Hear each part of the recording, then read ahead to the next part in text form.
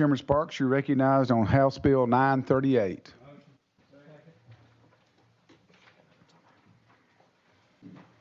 You're recognized, Representative Yeah, Sparks. thank you. Do you have an amendment, first of all? Yes, sir. The amendment is. We have the drafting code, please. Yes, sir. 005408. Amendment makes the bill. You got a motion on the amendment. You got a second. You're recognized on the amendment. Does the amendment make the bill? Yes, sir. Okay. Thank you, Chairman. I was on this committee for 2 years, and I don't miss it. Just for the record, okay? Appreciate y'all doing the heavy lifting on this committee. Members, this piece of legislation I bring before you brings Tennesseans together. Democrats, Republicans, black, white, rich, and poor. What I seek here today is to designate the song Amazing Grace as an official state song. We've all sang it. Many of us don't know the history of that great song. The song was written by John Newton. A lot of folks don't know about John Newton. John Newton was a slave ship captain. Chairman Sparks, let's go ahead and take a vote on the amendment, then you can explain. Is that okay? All in favor of the amendment, say aye. All opposed, no. We're back on the bill as amended. Sorry. Thank you, sir. John Newton was a slave ship captain. John Newton had a change of heart, had a story of redemption, like many of us do, that many in society do, that many in our departments of corrections have, many that have suffered addiction, many that suffered child trauma, have turned their life around with a story of redemption. We've all probably had a story of redemption ourselves. When a few years ago, many of you members may remember that I had Stewart's Creek High School come up and sing. They were going to sing for us, their choir. And I'd asked the choir director, I said, what songs are you going to sing? And which is, they sing whatever they want to sing. And I think one was God Bless America, another one was another song. And I said, why don't you try to sing Amazing Grace? And the guy, he said, you know, we've never really practiced that song. And I said, well, it's a song that really brings folks together. And I think we need that in these times. Remember, that was 3 years ago, members. And they come up, and it was all female choir. Those that have been up here remember the choir. A lot of diversity in that choir. Asians, Hispanics, African Americans, Caucasians, and all were there. And when they sang that song, he says, you know what, Representative, we're going to do that song. And he says, you know, and when they sang that song, if y'all remember, the members have been up here, there wasn't a dry eye in the house, and the pun is intended. I have someone here from the center, the retired MTSU Center of Popular Music, Dr. Stephen Sharon, who I would like to just say a few words on this piece of legislation. Without objection, we're in recess. Could you introduce the guest, please? Yeah. This is Dr. Stephen Sharon, out of Professor Emeritus of Music at MTSU. Welcome, Dr. Sharon. Want him to say a few words. We're glad you're here. No, right here. Dr. Sharon, you're recognized. Thank you.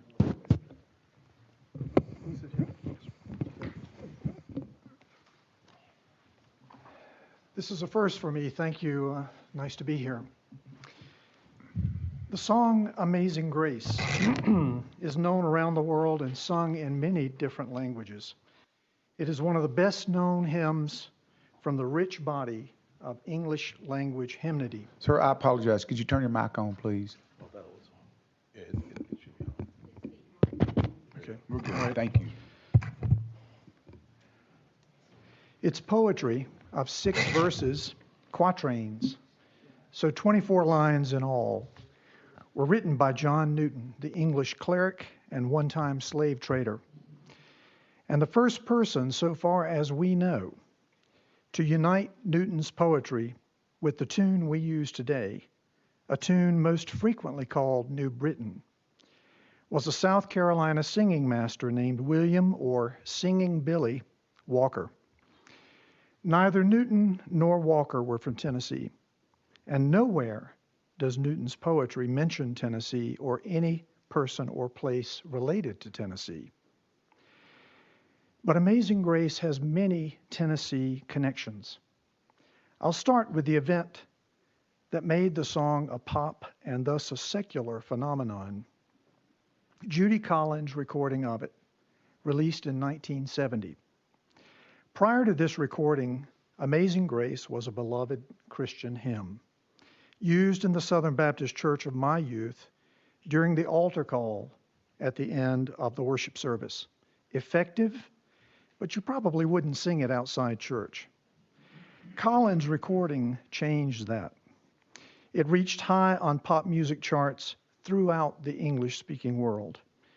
At a time when people were politically polarized and in pain, Amazing Grace appealed to those in need of healing, whether Christian or not. Collins, who was raised in Seattle and Denver, and who lived as an adult in the Northeast, learned the song from her maternal grandmother, a Southern Methodist who lived here in Tennessee. Collins wrote this about her grandmother, quote, "She knew, as I did, Amazing Grace had a power to transform and give faith, that wrongs can be righted, that light can follow darkness, that healing is a miracle of faith. This was the power instilled in her and her children," end of quote. In the wake of Collins' success with Amazing Grace followed a flood of recordings well into the 21st century. Among those recordings were many made right here in Tennessee. One, recorded by Tennessee's own Dolly Parton, is the subject of the legislation you're considering. Another impactful recording was that by Aretha Franklin, raised in Detroit, but born in Memphis. As a result of these many recordings and the reactions to them of people of many faiths, of the religious and the irreligious, of persons from many different ethnic and cultural groups, Amazing Grace has taken its place among secular society as the song of choice when healing and unity are required. Thus, at the memorial services after 9/11, what did we hear? Amazing Grace. But the connections between Tennessee and Amazing Grace go significantly deeper. Singing Billy Walker, the man who paired John Newton's poem with the tune we sing today, was one of those in the young nation who was providing sacred music and training, not for the populous coastal cities, but for the frontier. It was frontier music he was making. And in 1835, when Walker first published the song in his tune book, The Southern Harmony, Tennessee was the frontier. Walker's music also was a response to the Second Great Awakening, the Protestant revival movement that began and first caught fire in Kentucky and Tennessee. One of the features of that movement was the outdoor camp meetings, often deep in the woods. Everyone would worship at these events, whites, blacks, Indians, no one was excluded. And the singing would sometimes go on all night. The music of the Southern Harmony was also a populist music, a bottom-up music, and it was published right in the middle of President Andrew Jackson's second term. Amazing Grace, the song, is part of that history. The next year, 1836, one Rigdon McCoy McIntosh, or R.M. McIntosh, was born in Murray County, Tennessee. He would follow in the footsteps of men like Singing Billy Walker. He was educated at Jackson College in Columbia, then became head of the music department at Vanderbilt University, before moving on to a similar position at Emory College in Georgia. For over 30 years, he was music editor of the Methodist Episcopal Church South Publishing House, based here in Nashville. For a time, and in some publications, the tune that William Walker called New Britain, the tune we know as Amazing Grace, was called Macintosh. In fact, it's called that in this New Baptist hymnal, published in 1926 by Broadman Press here in Nashville. The man who turned Walker's New Britain from a rough frontier folk hymn into a more polished urban gospel hymn was not from Tennessee. He was from the Midwest, but he did have a Tennessee connection.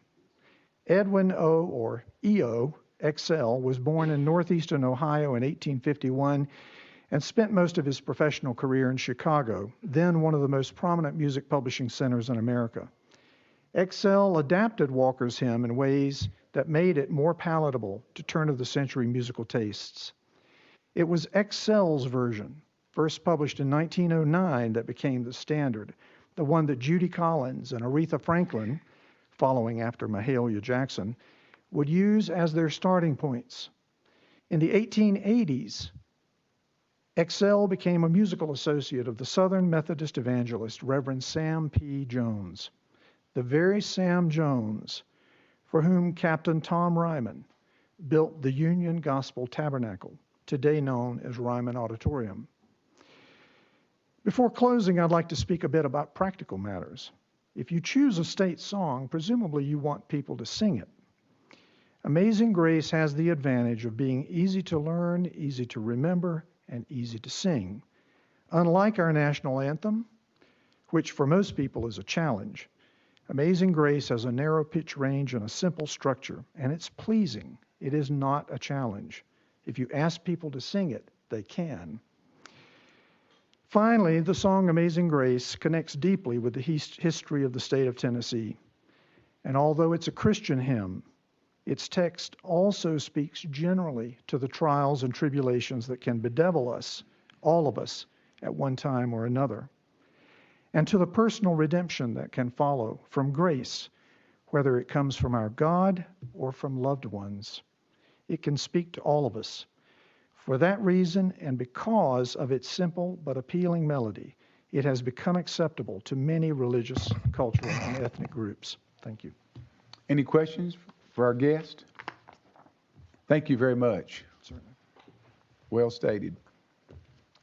Back in session, you're recognized. Representative Warner, you're recognized for questions. Mr. Chairman, I was just wondering if we could have Representative Sparks sing Amazing Grace. You don't I want think me that's here. an You don't want me appropriate to sing. request. No, sir, I can't. I can't, seriously, I can't sing. I don't sing. My wife told me to stop one day in church. You're recognized. You're recognized. Thank you, Mr. Chairman. Chairman Sparks, we did about 3 or 4 weeks ago, we wanted to do a bust of Dolly Parton, and we voted that to happen. And that never happened because I think Dolly said she did not want that happen. And I think this is Amazing Grace, which is a beautiful song, by the way. It's a great song. Sung by Dolly Parton, is that what we're doing? No, it's just Amazing Grace. Oh, so we It's just take Dolly off of it. Yeah, we list Dolly, Elvis, Ernie Ford, C.C. Winans, Okay. Garth Brooks. Yeah. I just want to make sure of that. Oh, we could add her. Any further questions for the sponsor? Question been called for? All in favor, aye. All opposed, no. Reverend Sparks, you go to calendar rules. Thank you. If I can, You're real recognized, quick. absolutely. When I reached out to MTSU, and I just I called a God thing, just asked the Center of Popular Music, the professor, Dr. Gregory Reish, for some guidance, and he recommended me to get this book. I'm not going to hold up a prop, but it's called Amazing Grace by Steve Turner, if y'all wanted to order it. And when I got the book in the mail, I quickly opened it up, and I looked, and I just want to read you a quote, and it surprised me who this was from. It said, Steve Turner's a tough-minded poet with an ear for the Psalms, an eye for the miracles in the mundane, and an understanding of how despair can break the ground for joy to take root. Do y'all know who gave that quote? Bono. And I pulled up YouTube, and Bono was singing it in Nashville. Thought it was kind of ironic. I call it confirmation. Some of you Pentecostals will understand it. Thank you so much, sir, and thank you for y'all's indulgence. Thank you very much.